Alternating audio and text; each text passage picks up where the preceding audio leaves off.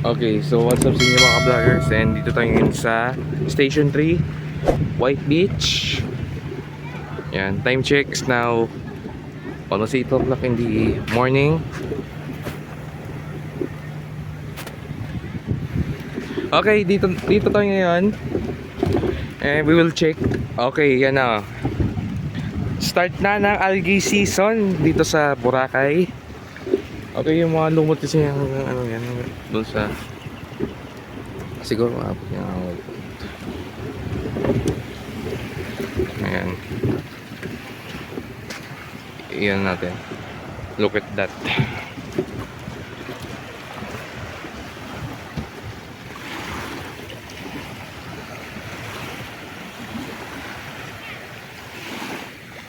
Ayan na yung lumot. Start na. And dito yung activity area. Okay, sa mga gusto pala magpabook ng ating water activities, andyan sa screen yung mga ano natin, mga yung ating in-offer. Okay. Oh. Ito yung ano na, ito yung Mandarin white sand.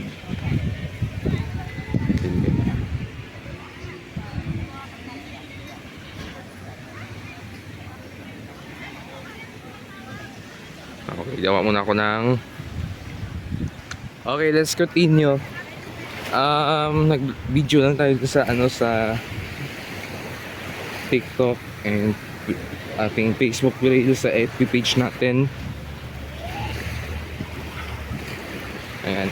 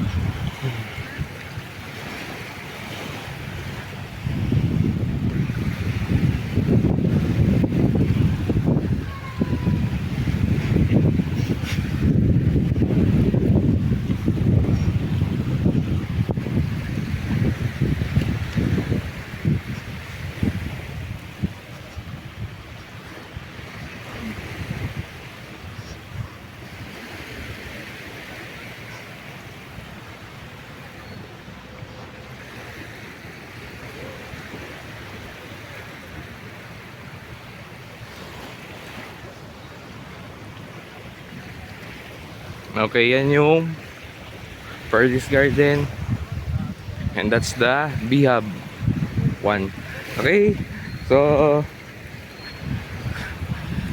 sa mga first time pumunta sa Boracay, upcoming travelers, so kung ano yung mga updates dito, paki-subscribe na lang, hit the notification bell for new viewers natin.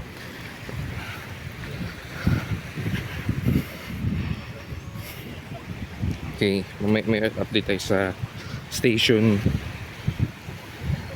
2 and 1 mamaya ang hapon.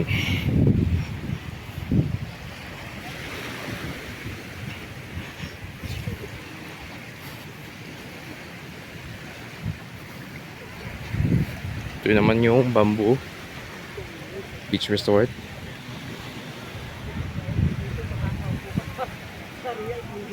Sige. Maybe soon mga ka-vloggers. Sa mga naghahanap pala ng hotel, marami tayo na showroom ng mga hotel before. 2 years ago. Last 2 years ago and last year din. And we will have another set of videos of hotel reviews or hotel showrooms para sa mga ka-beautiful Boracay natin, mga ka-vloggers natin na nagbabalak pumunta ng Boracay Island, Philippines. And follow nyo lang, hit the subscribe button, hit the notification bell. And also yung pinaka namin na activity dito sa Boracay.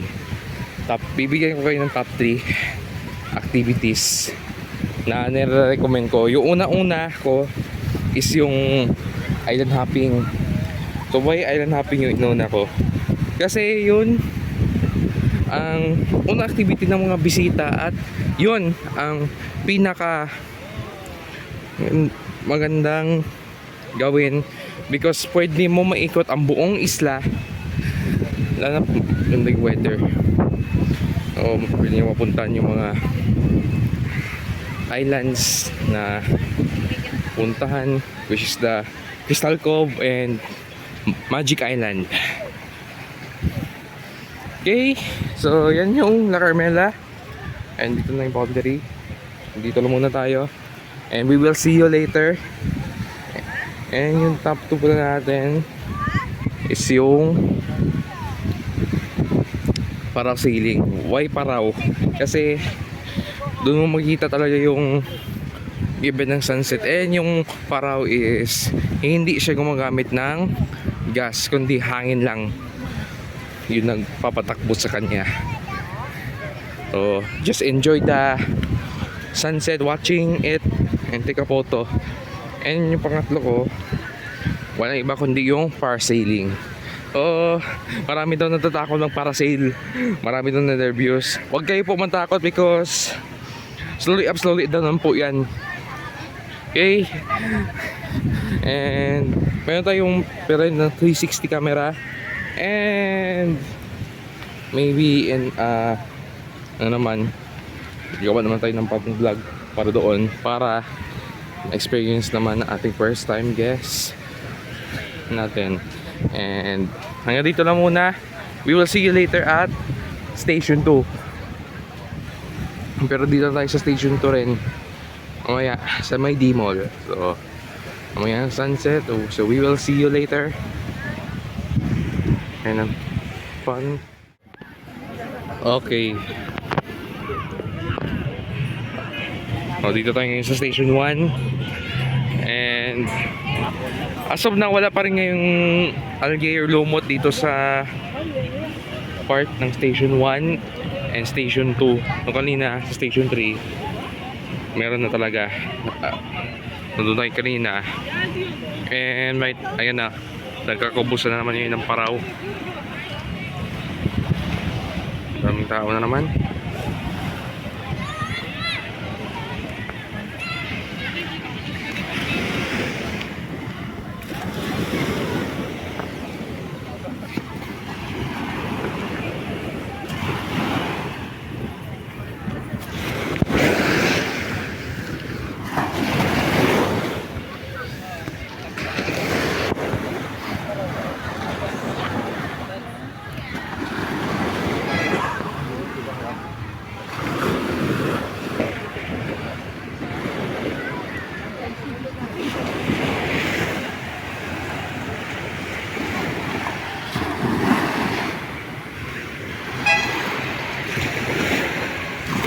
Sunset.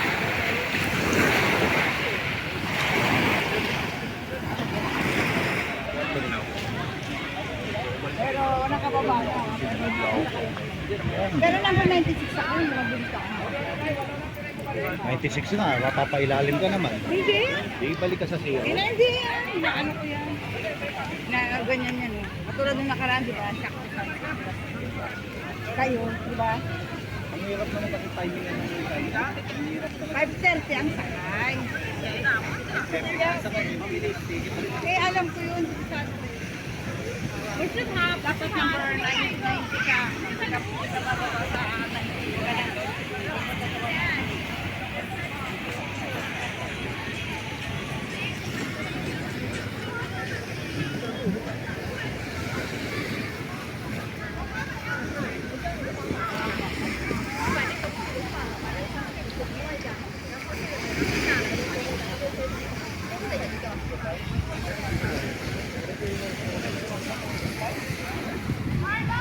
0.6 to.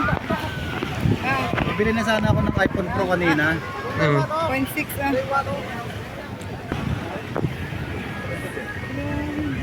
Uy, daming tao. Ganda gumawa ng mga TikTok video.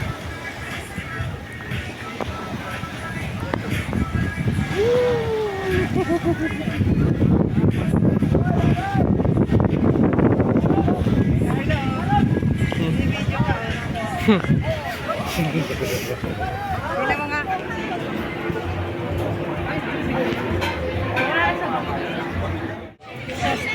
Okay.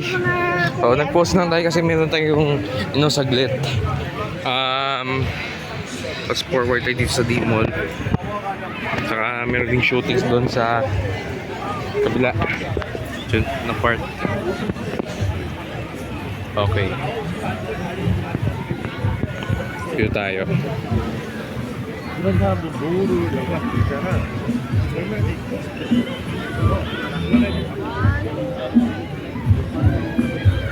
Parang yung bang...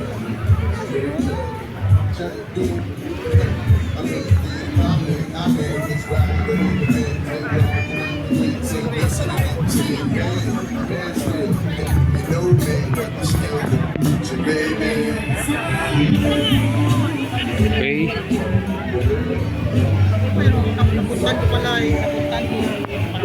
Look at that.